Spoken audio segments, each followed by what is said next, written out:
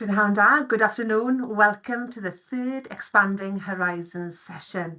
It's great to see you talented learners back again to spark curiosity and build confidence in science, health and well-being. I'm Sue-Ann Richards from e-sgol, and joining me today again is lecturer Emma Hughes-Parry from Bangor University Medical School. Croeso, Emma. Diolch yn fawr, thank you. Now then, we'll be doing the whole session through Menti, and you know how it works. Join using the QR code or through the website and enter the PIN. I can see a lot of you have joined already. And the joining information will be at the top of the screen if you haven't had time to join yet. Right, we'll get started, Emma. Diolch. Okay. So, thank you everybody for joining again. So today, the main focus of the session is going to be on technology in medicine. So doctors use a lot of different technology. Sometimes they use it as diagnostic tool, so to help detect, analyze and understand if there's something happening in the body, like a disease, for example. Sometimes it's used for treatment, so for example, like robotic surgery. Sometimes it could be something like digital health, so allowing more people to access healthcare. And also sometimes doctors use artificial intelligence as well in medicine. We're going to focus on a few different types of technology. And the first one is X-ray. That I'm going to be talking about. So you can see an image of an X-ray here, and I'm sure some of you have probably had an X-ray, maybe if you've broken a bone, playing football maybe. So we're just going to talk a little bit, first of all, about what X-rays are and how they work. So X-rays use electromagnetic radiation. So it's like a type of high energy radiation. It's a bit like light, but it's got a lot more energy. And because it's got so much energy, it can pass through soft tissues in the body, like muscles and organs. But it can't pass through more dense or harder materials like your bones. So your bones block the radiation. And then what that means is that on an X-ray, different tissues look different because they absorb the X-rays in different ways to a different degree. So you can see on this X-ray here that you can see that the bones appear white, and that's because they're absorbing a lot of the X-ray. But you can see that the soft tissue, if you look carefully at the picture, you can see that the muscles and veins and things around the bones they appear more grey, so they're not really showing up that clearly, and that's because they're absorbing less of the X-rays. So the X-rays kind of just passing through them. And then we also have air in our body. So for example, in the lungs, if you see an X-ray of the lungs, the lungs just end up looking black. They look completely black because they're full of air, and the X-rays are just passing straight through the air. Okay, so if we move on to a couple of questions now. So why do doctors use X-ray? So there's 4 options. 2 of them are more correct than the others. So detect infections, check heart rate, check for blood pressure, or find dental issues. I can see the responses coming in. Like I've put 10 seconds on the timer. It goes pretty quickly. Let's have a look where the responses are at the moment. Great. Yeah. So you might have been expecting the question, one of the options to be to look for broken bones, but we thought that you would all definitely know that one. So doctors use X-ray as well as looking for broken bones. to detect infection. So bones can become infected as well, and an X-ray can see when that happens. And also, you might have had this when you've been to the dentist. Sometimes dentists do X-rays on the teeth to see if there's any issues going on beneath the surface that we just can't see. So yeah, well done, everybody. Well done, yeah. Okay, so, and your second question is, why do people who run X-rays, so we call people who do X-rays radiographers, so why do radiographers wear lead vests when they are working with X-ray machines? And you have 4 options. Again, 2 of them are more correct. Oh, no, this time it's one. We've Yeah, got one one correct here. answer this time. Yeah. So your options are to keep warm in cold hospital rooms. Option 2, because lead improves the quality of the X-ray images. Option 3, to protect themselves from harmful radiation exposure. Or option 4, it's a hospital dress code requirement. So what do we think?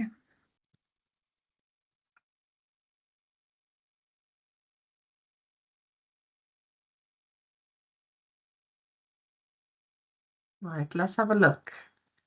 There's 116 of you here, so let's have a look what you said. Yeah, so most of you have actually gone for the correct answer, which is to protect themselves from harmful radiation exposure. So I didn't talk about this when I was talking about X-rays, but so X-rays are safe in small doses. So, you know, most people only have very, very few X-rays during their life. You know, if they've broken a bone or something like that, or we need to check if they've broken a bone. And then it's absolutely fine. It's safe then. But radiographers might give 50 X-rays in a single day when they're at work, and then the next day go back to work and do another 50, and then another 50. So they are being exposed to an awful lot of this electromagnetic radiation. And if somebody's exposed to an awful lot, it can cause some problems. Not if you just have 1 or 2 X-rays, that's absolutely fine. So what they do to protect themselves is they wear lead vests, and the lead vest stops the radiation from going inside their bodies. So it protects them from the high levels of electromagnetic radiation. So well done to 99 of you. Yeah, well done. Okay, so the next technology that I'm going to be talking about is MRI. Or the MRI scanner. So MRI stands for magnetic resonance imaging, and it's a bit more modern than X-rays. But what it does is it allows doctors to create detailed images of internal structures in the body. So it uses magnetic fields and radio waves to create detailed images, especially of soft tissues like the brain and muscles and your organs. So the MRI scanner contains a very, very, very strong magnet. And your body, everybody's body, is mostly made up of water. And this water is filled with tiny, tiny, tiny hydrogen atoms. And these atoms work like very, really tiny, tiny, microscopic little magnets. And when you lie inside an MRI scanner, the giant magnet of the scanner makes all the magnetic atoms line up in the same direction. And then the radio waves sent out by the MRI scanner sort of bump or excite the hydrogen atoms, and that makes them move around. Then, when the radio waves stop, the atoms stop moving, and when they stop moving, the atoms send a signal back to the MRI scanner. And then the computer in the scanner then takes that signal and uses it to create a picture of the inside of your body. So really complicated technology, but absolutely amazing for being able to see detailed pictures of inside the body. So, why do doctors use MRI? So, two correct options here. So, get detailed images of the inside of the body. Do they use it to check heart rate? Do they use it to diagnose and monitor conditions or check for broken bones? 10 seconds on the clock and the responses are flying in.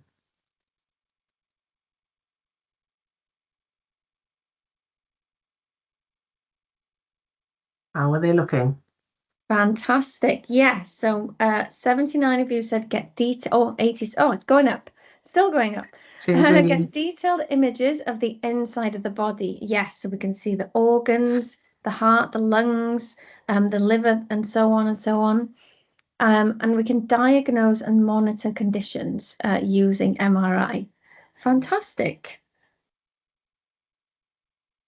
Okay. So as I said, the MRI machine uses a really, really strong magnet to generate pictures. So which of these should you not have on your clothes when you go into an MRI machine? And there's only one correct answer here, really.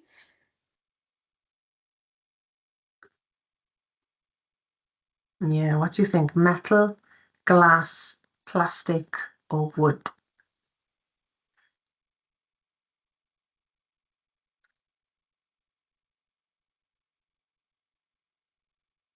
Fantastic. So most of you here have said metal, and that is completely right. So if somebody goes into it, it doesn't happen because the people that work the MRI machines are very careful and make sure that people haven't got any metal on them when they go into the MRI. But if somebody did, say they had a metal button or a zip on their clothes, the magnet in the machine is so strong it would just pull the zip or the button towards the machine and probably break it, the whole thing. So yeah, but no need to worry that the doctors and nurses with the MRI machines are very careful to make sure that that doesn't happen. And we see in the photo there an MRI machine, a photo of it, don't we? Yeah, so in the picture there, you can see somebody going into an MRI scanner, and that's one that we have at Bangor University, and it's used to take pictures of people's brains. So yeah, so MRI scanners, it sounds a bit scary, but they're completely safe. It doesn't hurt at all. It can be a bit loud, so when the machine is working, it makes an awful banging noise, and you have to lie extremely still when you're in an MRI scanner to make sure that the picture that comes out is really, really clear as well. Okay, so this is the last technology that I'm going to be talking about in a lot of detail, but you might not look at this and think technology, but it is actually a really important tool that doctors use to be able to see what's going on inside your body. So, your body is always producing sounds, really quiet sounds, and you probably wouldn't be able to hear them just using your ears.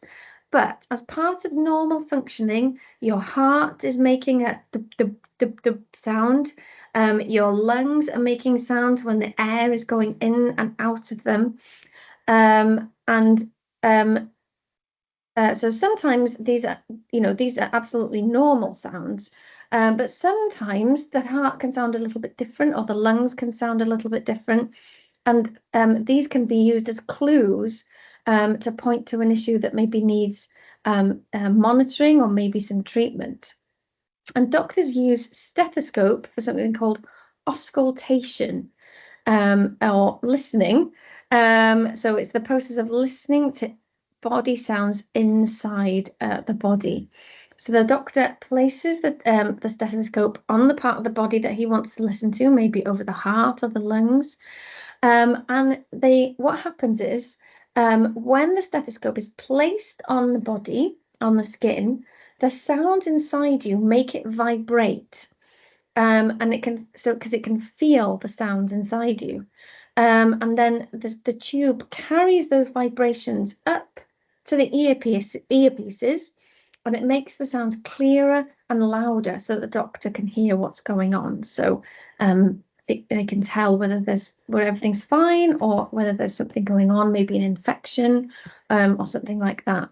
So yeah, so it doesn't look very technological, and they have been around for about 200 years, but they actually haven't changed very much in that time, which must mean that they did it right the first time. They're still a really useful technology that doctors use. Okay, so what does a doctor use a stethoscope for?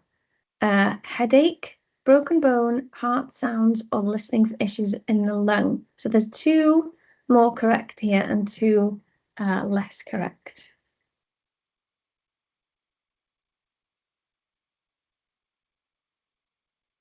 The responses are flying in, so I'm sure you'll know the answers.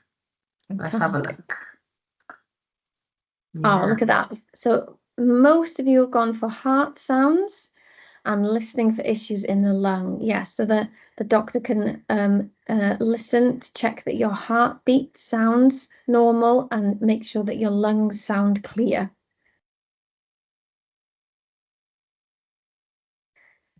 Great. So I'm just going to talk a little bit about a few other types of technology that can be used in medicine.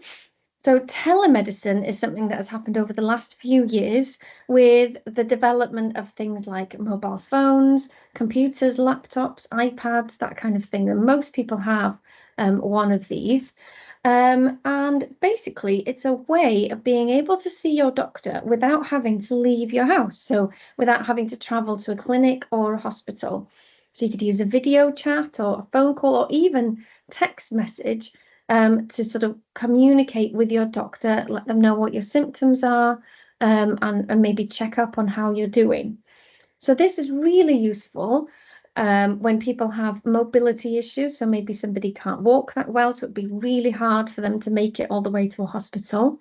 Or maybe they live really, really far from the nearest hospital. So just to be able to talk to somebody on a screen could be really, really helpful in getting maybe the first part of a diagnosis. It helped an awful lot during the COVID-19 pandemic, where people weren't really supposed to mix too much with other people. They could just call a doctor and speak to them without having to be there in person. And it saves time, and it can be really safe for people. Another one that's maybe not that recent, but is absolutely been a huge sort of game changer really in medicine is antibiotics. So antibiotics have been used for about 100 years now, and they are medicines that help your body fight infections caused by bacteria. So they don't help infections caused by viruses, but they do help when something is caused by bacteria. And they do this by killing the bacteria. Some of them kill the bacteria, and some of them stop the bacteria growing so that it can't attack the body anymore.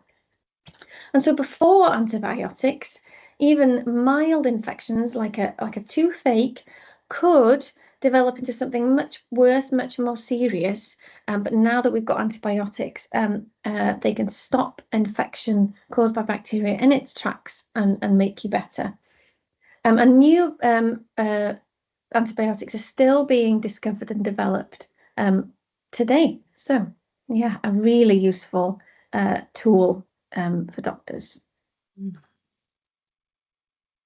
And this is an interesting one. So a lot of people use wearable health trackers just day to day. So I've got one, and I use it to measure how far I've walked or run, how many steps I've done in a day. Some people use them to check their sleep, so to make sure that they've had enough sleep. And then there are different ones, so more health-based ones that can track other data like blood pressure, heart rate, how much oxygen is in your blood, so to make sure that you've got enough oxygen in the blood. that it's been pumped around the body enough.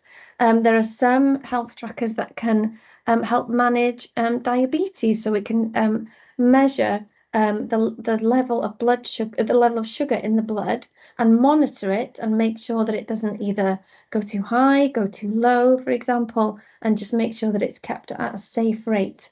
So things like health trackers could just allow people to keep an eye on their health and not let problems maybe get too severe. So they're another really useful kind of technology. So many developments in technology, Emma, from day to day what we use, but also to help us stay Yeah, healthy it's and well. amazing. And the way that people are using maybe something that wasn't developed for health particularly, but using it to help them with their health and medicine is absolutely amazing. Yeah, you're right. Right then, we'll go on. Technological detectives. Let's have a look. The first patient, Emma. Oh, yes, look at this fall. I would not like to be him after that fall. So, your patient comes to see you and he has fallen while playing rugby.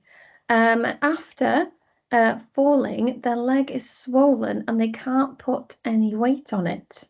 Mm. So, what is the best tool or technology to use to figure out what's going on and why? So why would you use the tool that you uh, choose for this patient? Put a minute on the clock. And I know it says questions, but you put in what tool would you think and also why? How will it help figure out what's wrong?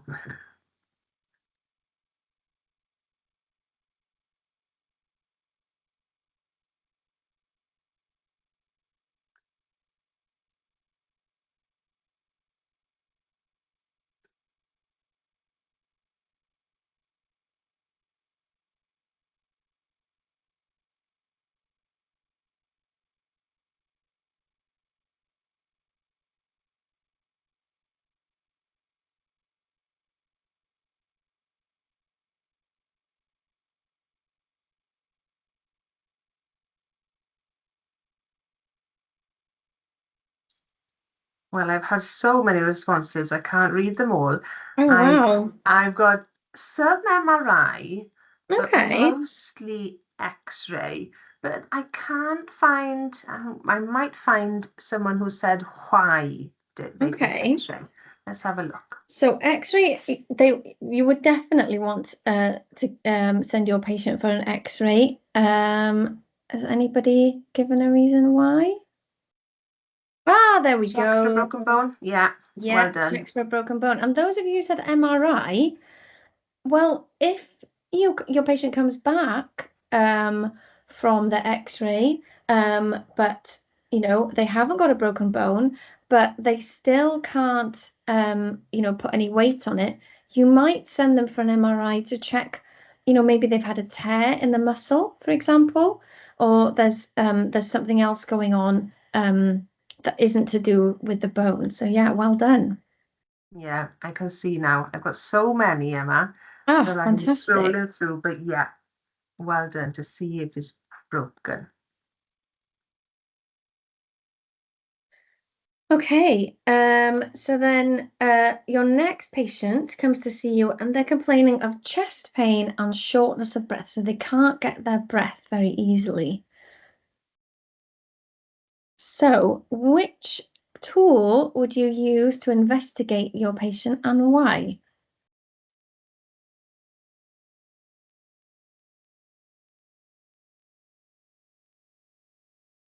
A minute on the clock for this one as well, then.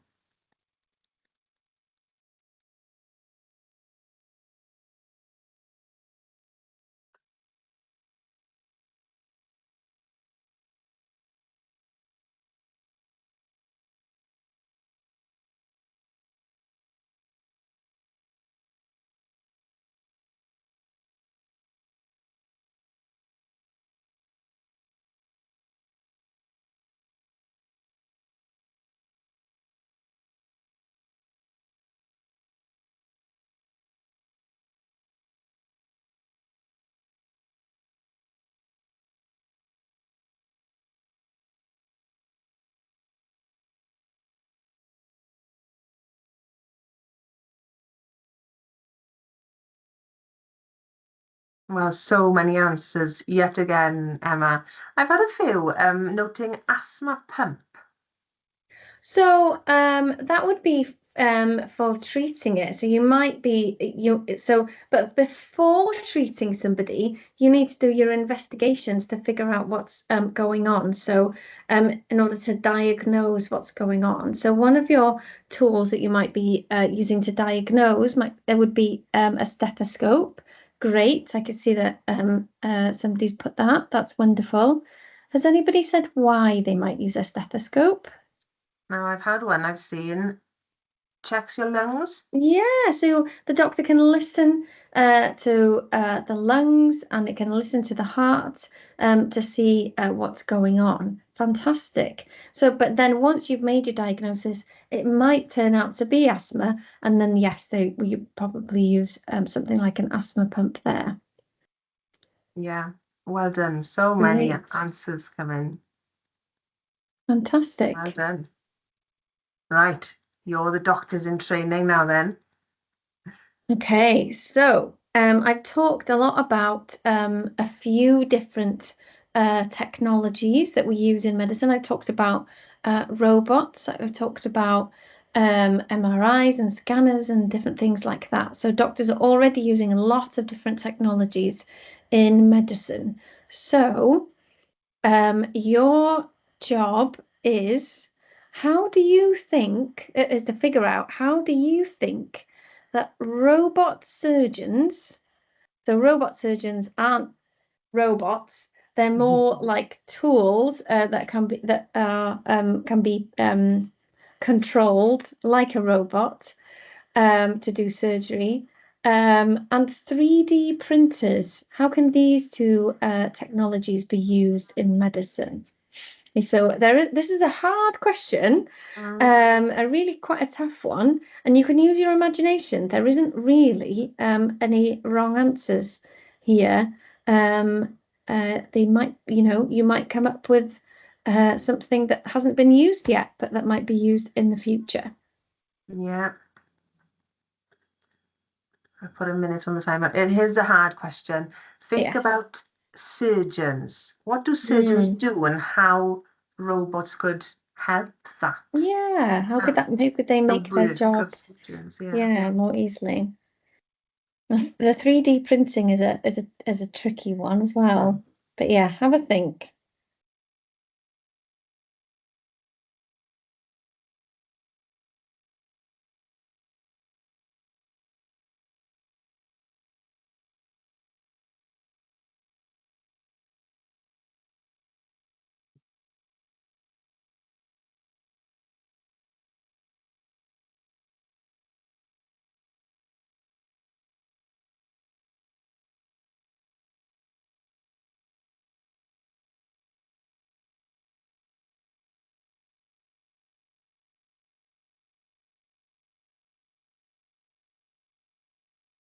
I think our pupils have found this question quite hard, Emma. Okay. Um, so can you suggest ways possibly that they can use robot surgeons or 3D printers?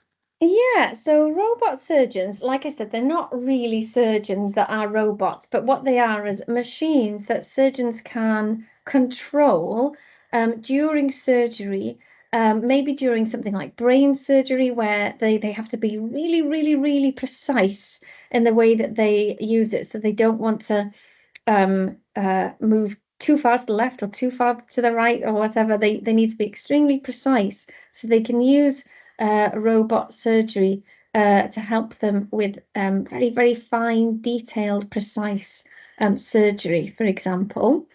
And then 3D printers, again, it was a tricky question, but they can be used in something like creating maybe a cast, or so if you break your arm or something, or with prosthetics as well. So you could use a 3D printer to make sure that if somebody needs a prosthetic leg or something like that, that it is absolutely precise and fits the person exactly. Because obviously everybody is different, everybody's body and shape are different. And some people are tall, some people are short. So we want to make sure if we're creating prosthetics or casts that it fits the person perfectly. And so 3D printers can be used in that way to create devices that people can use that fit them perfectly. Thank you, Emma. I've learned a lot especially about robot surgeons and 3D printers, and I'm sure our learners will want to go off and learn maybe a little bit more about them. But you've started them on the journey. Well done. Thank you. Diolch fawr. Thank you. Well, that's it. Thank you very much, Emma, for guiding us through another interesting Expanding Horizon sessions on technology in medicine. Thank you all for joining, and we'll see you next week for the fourth and final session. Bye for now. Diolch fawr. Thank you.